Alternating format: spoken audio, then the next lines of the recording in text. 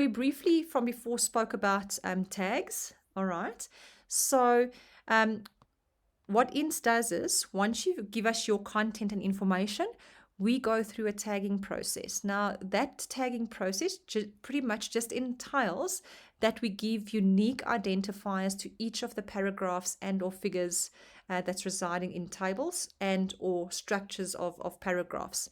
So in turn, if I'm in Word, how to recognize tagged content then very specifically would be as such.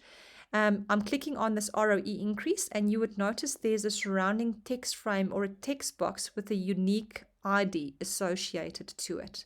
That is in actual fact a representation of tagged content within Word. And as I'm clicking on these various paragraphs, you would notice that each of them would have a surrounding text box, an element associated to that.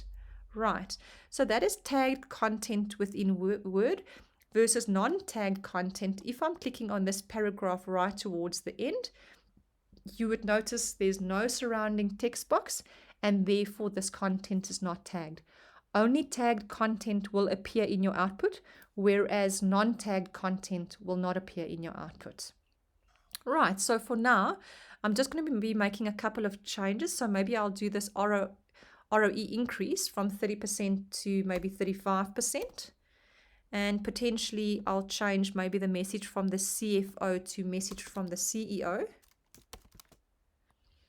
And then maybe another change that I'd be doing is, as opposed to, just so that you can see the concept, refer to note 22, if I do a double X, that would reserve as the actual placeholders.